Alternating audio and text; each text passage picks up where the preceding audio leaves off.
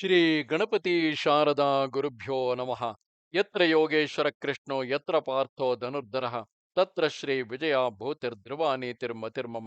ಶ್ರೋತೃಗಳಿಗೆ ಶ್ರೀ ಅಳಸಿಂಗರಾಚಾರ್ಯ ವಿರಚಿತ ಶ್ರೀ ವ್ಯಾಸ ಮಹರ್ಷಿ ಪ್ರಣೀತ ಶ್ರೀಮನ್ ಮಹಾಭಾರತದ ದ್ರೋಣ ಪರ್ವದಲ್ಲಿ ದ್ರೋಣ ದೃಷ್ಟದ್ಯುಮ್ನಾದಿಗಳ ಸಂಕುಲ ಯುದ್ಧವು ಎಂಬ 171ನೆಯ ಅಧ್ಯಾಯಕ್ಕೆ ಸ್ವಾಗತ.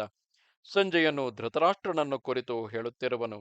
ಮಹಾರಾಜ, ಹೀಗೆ ದಾರುಣ ಯುದ್ಧವು ನಡೆಯುತ್ತಿರುವಾಗ ಒಂದು ಕಡೆ ದೃಷ್ಟದ್ಯುಮ್ನನು ಬಿಲ್ಲಿಗೆ ನಾಣೇರಿಸಿ ಬಾಣಸಂಧಾನ ಮಾಡಿ ಬಾರಿ ಬಾರಿಗೂ ನಾಣನ್ನು ತಟ್ಟುತ್ತಾ ಸುವರ್ಣಾಲಂಕೃತವಾದ ದ್ರೋಣನ ರಥವನ್ನು ಕುರಿತು ವೇಗದಿಂದ ಹೊರಟನು. ದ್ರೋಣ ವಧಕ್ಕಾಗಿ ಬರುತ್ತಿದ್ದ ಆ ದೃಷ್ಟದ್ಯುಮ್ನನನ್ನು ನೋಡಿ ಪಾಂಚಾಲರು ಪಾಂಡವರು ಅವನಿಗೆ ಬೆಂಬಲವಾಗಿ ಹೊರಟರು. ಇದನ್ನು ಕಂಡು ನಿನ್ನ ಮಕ್ಕಳೆಲ್ಲರೂ ದ್ರೋಣನನ್ನು ರಕ್ಷಿಸಿಕೊಳ್ಳುವುದಾಗಿ ಅವನ ಸುತ್ತಲೂ ಎಚ್ಚರಿಕೆಯಿಂದ ಕಾಯುತ್ತಿದ್ದರು. ಉಭಯ ಸೈನ್ಯಗಳು ಬಿರುಗಾಳಿಯಿಂದ ಕ್ಷುಭಿತಗಳಾದ ಸಮುದ್ರಗಳಂತೆ ಒಂದಕ್ಕೊಂದು ತಾಗಿದವು. ದೃಷ್ಟದ್ಯುಮ್ನನು ಮುಂದೆ ಹೋಗಿ ದ್ರೋಣನ ಎದೆಗೆ ಗುರಿಯಿಟ್ಟು 5 ಬಾಣಗಳನ್ನು ಹೊಡೆದು ಸಿಂಹನಾದ ಮಾಡಿದನು. ದ್ರೋಣನು 21 ಬಾಣಗಳಿಂದ ದೃಷ್ಟದ್ಯುಮ್ನನ ಬಾಣಗಳನ್ನು ಭೇದಿಸಿ ಅವನ ಕೈಯಲ್ಲಿದ್ದ ಬಿಲ್ಲನ್ನು ಕತ್ತರಿಸಿ ಕೆಡಹಿದನು. ದೃಷ್ಟದ್ಯುಮ್ನನು ಕೋಪದಿಂದ ತುಟಿಗಳನ್ನು ಕಚ್ಚುತ್ತಾ ಬೇರೊಂದು ಬಿಲ್ಲನ್ನು ಕೈಗೆತ್ತಿಕೊಂಡು ದ್ರೋಣನನ್ನು ಒಂದೇ ಸಲಕ್ಕೆ ಕೊನೆ ಮುಟ್ಟಿಸಬೇಕೆಂಬ ಆತುರದಿಂದ ಒಂದು ತೀವ್ರ ಬಾಣವನ್ನು ಸಂಧಿಸಿ ಕಿವಿಯವರೆಗೆ ನಾಣನ್ನೆಳೆದು ವೇಗದಿಂದ ಪ್ರಯೋಗಿಸಿದನು. ಆ ಭಯಂಕರ ಬಾಣವು ಸೂರ್ಯೋದಯವಾದಂತೆ ತನ್ನ ಕಾಂತಿಯಿಂದ ದಿಕ್ಕುಗಳನ್ನು ಬೆಳಗುತ್ತಾ ಬರುತ್ತಿದ್ದಿತು. ಅದನ್ನು ನೋಡಿ ಆಕಾಶದಲ್ಲಿ ದೇವಗಂಧರ್ವಾದಿಗಳೆಲ್ಲ ಭಯಪಟ್ಟು ದ್ರೋಣನಿಗೆ ಕ್ಷೇಮ ಉಂಟಾಗಲಿ ಎಂದು ಹೇಳಿಕೊಳ್ಳುತ್ತಿದ್ದರು. ಇಷ್ಟರಲ್ಲಿಯೇ ಕರ್ಣನು ಆ ದೃಷ್ಟದ್ಯುಮ್ನನ ಬಾಣವನ್ನು ತನ್ನ ಬಾಣದಿಂದ 12 ತುಂಡಾಗಿ ಭೇದಿಸಿ ಕೆಡಹಿದನು. ಇದರಿಂದ ದೃಷ್ಟದ್ಯುಮ್ನನ ಬಾಣವು ವಿಷಹೀನವಾದ ಸರ್ಪದಂತೆ ನಿಷ್ಫಲವಾಗಿ ಬಿದ್ದಿತು. ಆಮೇಲೆ ಕರ್ಣನು 10 ಬಾಣಗಳಿಂದ ದೃಷ್ಟದ್ಯುಮ್ನನನ್ನು ಪ್ರಹರಿಸಿದನು. ಇದೇ ಸಮಯದಲ್ಲಿ ಅಶ್ವತ್ಥಾಮನು 5, ದ್ರೋಣನು 7, ಶಲ್ಯನು 10, ದುಶ್ಯಾಸನನು 3, ದುರ್ಯೋಧನನು 10, ಶಕುನಿಯು 5, ಹೀಗೆ ಎಲ್ಲರೂ ಏಕಕಾಲದಲ್ಲಿ ದೃಷ್ಟದ್ಯುಮ್ನನ ಮೇಲೆ ಬಾಣಗಳನ್ನು ಪ್ರಯೋಗಿಸಿದರು. ಹೀಗೆ 7 ಮಂದಿ ಮಹಾರಥರು ಏಕಕಾಲದಲ್ಲಿ ತನ್ನನ್ನು ಎದುರಿಸಿ ಹೊಡೆಯುತ್ತಿದ್ದಾಗಲೂ ದೃಷ್ಟದ್ಯುಮ್ನನು ಸ್ವಲ್ಪವಾದರೂ ಧೈರ್ಯಗೆಡದೆ ಅವರು ಒಬ್ಬೊಬ್ಬರನ್ನು 3 ಬಾಣಗಳಿಂದ ಬಲವಾಗಿ ಹೊಡೆದನು. ಅವರು ದೃಷ್ಟದ್ಯುಮ್ನನ ಮೇಲೆ ಬೇರೆ ಬೇರೆಯಾಗಿ 5 ಬಾಣಗಳನ್ನು ಪ್ರಯೋಗಿಸಿದರು. ಇಷ್ಟರಲ್ಲಿ ದ್ರುಮಸೇನನು ಒಂದು ಬಾಣವನ್ನು ದೃಷ್ಟದ್ಯುಮ್ನನ ಮೇಲೆ ಪ್ರಯೋಗಿಸಿ ನಿಲ್ಲು ನಿಲ್ಲೆಂದು ಹೇಳುತ್ತಾ ತಿರುಗಿ 3 ಬಾಣಗಳನ್ನು ಬಿಟ್ಟನು. ದೃಷ್ಟದ್ಯುಮ್ನನು ಅವನ್ನೆಲ್ಲ ತನ್ನ ಬಾಣಗಳಿಂದ ಖಂಡಿಸಿ ಬೇರೊಂದು ತೀವ್ರವಾದ ಭಲ್ಲದಿಂದ ಕಿರೀಟ ಕುಂಡಲಾಲಂಕೃತವಾದ ದ್ರುಮಸೇನನ ತಲೆಯನ್ನು ಕತ್ತರಿಸಿದನು. ಬಿರುಗಾಳಿಯ ವೇಗಕ್ಕೆ ಮರದಿಂದ ಉರಿದು ಬಿದ್ದ ತಾಳೆಯ ಹಣ್ಣಿನಂತೆ ದ್ರುಮಸೇನನ ತಲೆಯು ಕೆಳಗೆ ಬಿದ್ದಿತು. ಕೋಪದಿಂದ ತುಟಿಯನ್ನು ಕಚ್ಚಿದ್ದ ಹಾಗೆಯೇ ಅವನ ರುಂಡವು ಕೆಳಗೆ ಉರುಳಾಡುತ್ತಿದ್ದಿತು. ಆಮೇಲೆ ದೃಷ್ಟದ್ಯುಮ್ನನು ಕರ್ಣನ ಕೈಯಲ್ಲಿದ್ದ ಬಿಲ್ಲನ್ನು ತನ್ನ ತೀಕ್ಷ್ಣ ಬಾಣಗಳಿಂದ ಕತ್ತರಿಸಿ ಕೆಡಹಿದನು. ಸಿಂಹವು ತನ್ನ ಬಾಲವನ್ನು ಕತ್ತರಿಸಿದರೆ ಹೇಗೋ ಹಾಗೆ ಕರ್ಣನು ಅದನ್ನು ಸಹಿಸಲಾರದೆ ಅತ್ಯಾಕ್ರೋಶದಿಂದ ಬುಸುಗುಟ್ಟುತ್ತಾ ಬೇರೊಂದು ಧನುಸ್ಸನ್ನು ಎತ್ತಿಕೊಂಡು ದೃಷ್ಟದ್ಯುಮ್ನನನ್ನು ಎದುರಿಸಿ ಹೋದನು. ಇದನ್ನು ನೋಡಿ ದುರ್ಯೋಧನನು, ದುಶ್ಯಾಸನನು, ದ್ರೋಣನು, ಕರ್ಣನು, ಶಲ್ಯನು, ಶಕುನಿ ಈ 6 ಮಂದಿ ರಥಿಕರು ಆ ದೃಷ್ಟದ್ಯುಮ್ನನನ್ನು ಕೊಲ್ಲಬೇಕೆಂದು ಅವನನ್ನು ಮುತ್ತಿಕೊಂಡರು. ಇವರ ನಡುವೆ ಸಿಕ್ಕಿಬಿದ್ದ ದೃಷ್ಟದ್ಯುಮ್ನನನ್ನು ನೋಡಿ ನಾವು ಅವನು ಮೃತ್ಯುವಿನ ಬಾಯಿಗೆ ಸಿಕ್ಕಿಬಿದ್ದನೆಂದೇ ತಿಳಿದೆವು. ಇದೇ ಸಮಯದಲ್ಲಿ ದೃಷ್ಟದ್ಯುಮ್ನನ ಸಹಾಯಕ್ಕಾಗಿ ಸಾತ್ಯಕಿಯು ಬಂದನು. ಇವನನ್ನು ಕಂಡೊಡನೆ ಕರ್ಣನು 10 ಬಾಣಗಳನ್ನು ಅವನಿಗೆ ಗುರಿಯಿಟ್ಟು ಹೊಡೆದನು. ಸಾತ್ಯಕಿಯು ತನ್ನ 10 ಬಾಣಗಳಿಂದ ಅವನ್ನೆಲ್ಲ ಭಂಗಿಸಿ ಕರ್ಣ, ಮುಂದೆ ಬಾ, ಓಡಿ ಹೋಗಬೇಡ ಎಂದು ಅವನನ್ನು ಧಿಕ್ಕರಿಸಿ ಕರೆದನು. ಇಂದ್ರ ಬಲಿಗಳ ಯುದ್ಧದಂತೆ ಕರ್ಣ ಸಾತ್ಯಕಿಗಳ ಯುದ್ಧವು ಅತಿ ತೀವ್ರವಾಯಿತು. ಸಾತ್ಯಕಿಯು ತನ್ನ ರಥಘೋಷದಿಂದಲೇ ಶತ್ರು ರಾಜರನ್ನೆಲ್ಲ ನಡುಗಿಸುವಂತೆ ಕರ್ಣನಿಗೆ ಎದುರಾಗಿ ಬಂದನು. ಕರ್ಣನು ತನ್ನ ಜಯಘೋಷದಿಂದ ಭೂಮಿಯನ್ನೆಲ್ಲ ನಡುಗಿಸುತ್ತಾ ಅವನನ್ನು ಎದುರಿಸಿದನು. ಆಗ ಸಾತ್ಯಕಿಯ ಮೇಲೆ ಕರ್ಣನು ವಿಪಾಟ, ಕರ್ಣಿ, ನಾರಾಚ, ವತ್ಸದಂತ, ಕ್ಷುರವೇ ಮೊದಲಾದ ವಿವಿಧ ಬಾಣಗಳನ್ನು ಪ್ರಯೋಗಿಸಿದನು. ಸಾತ್ಯಕಿಯು ಅದೇ ತರದ ಪ್ರತಿಬಾಣಗಳನ್ನು ಕರ್ಣನ ಮೇಲೆ ವರ್ಷಿಸಿದನು.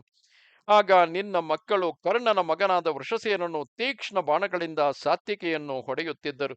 ಸಾತ್ಯಕಿಯು ಅಷ್ಟು ಮಂದಿಯ ಬಾಣಗಳನ್ನು ತನ್ನ ಶಸ್ತ್ರಗಳಿಂದ ನಿವಾರಿಸಿ ವೃಷಸೇನನ ಎದೆಗೆ ಗುರಿಯಿಟ್ಟು ಒಂದು ಬಾಣವನ್ನು ಹೊಡೆದನು. ವೃಷಸೇನನು ಅದರಿಂದ ಮೂರ್ಛಿತನಾಗಿ ರಥದಲ್ಲಿ ಬಿದ್ದು ಬಿಟ್ಟನು. ಅವನ ಕೈಯಲ್ಲಿದ್ದ ಬಿಲ್ಲು ಜಾರಿ ಬಿದ್ದಿತು.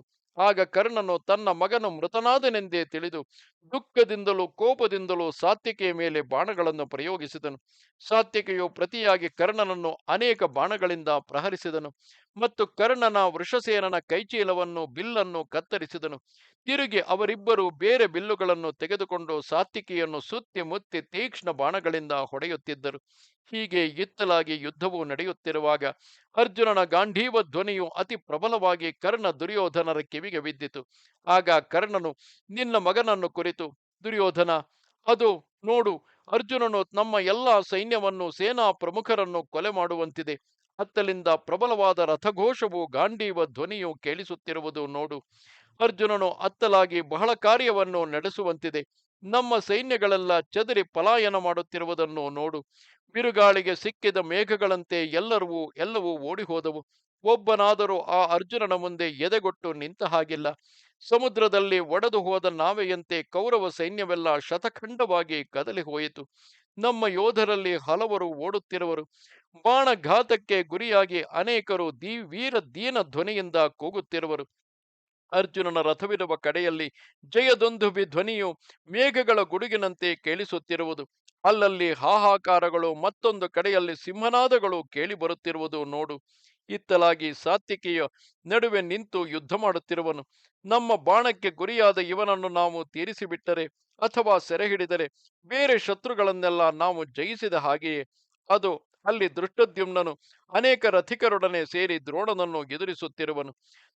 ಈಗ ಮೊದಲು ನಾವು ಈ ಸಾತ್ವಿಕಿಯನ್ನು ದೃಷ್ಟದ್ಯುಮ್ನನನ್ನು ತೀರಿಸಿಬಿಟ್ಟರೆ ನಮಗೆ ಜಯವು ನಿಶ್ಚಯವು, ಸಂದೇಹವಿಲ್ಲ. ನಾವು ಹಿಂದೆ ಅಭಿಮನ್ಯುವನ್ನು ನಡುವೆ ಸೇರಿಸಿಕೊಂಡು ಕೊಂದಂತೆ ಈ ದೃಷ್ಟದ್ಯುಮ್ನ ಸಾತ್ವಿಕಿಗಳಿಬ್ಬರನ್ನು ಕೊಲ್ಲುವುದಕ್ಕೆ ಪ್ರಯತ್ನಿಸಬೇಕು. ಈ ಸಾತ್ವಿಕಿಯೊಬ್ಬನು ನಮ್ಮೆಲ್ಲರೊಡನೆ ಹೆಣಗಾಡುತ್ತಿರುವುದನ್ನು ನೋಡಿ ಅರ್ಜುನನು ಈ ಕಡೆಗೆ ಬರುವಂತಿದೆ. ಆದುದರಿಂದ ಈಗಲೇ ನೀನು ಕೆಲವು ರಥಿಕರನ್ನು ಕಳುಹಿಸಿ ಅರ್ಜುನನನ್ನು ಅಲ್ಲಿಯೇ ತಡೆಯುವಂತೆ ಮಾಡು. ಈ ಸಾತ್ವಿಕೆಯನ್ನು ನಾವು ಕೊನೆ ಮುಟ್ಟಿಸುವವರೆಗೆ ಅರ್ಜುನನನ್ನು ಇಲ್ಲಿಗೆ ಬಿಡದಂತೆ ನಮ್ಮ ಕಡೆಯ ಶೂರರು ಬಾಣಗಳಿಂದ ಅವನನ್ನು ತಡೆಯುತ್ತಿರಲಿ ಎಂದನು.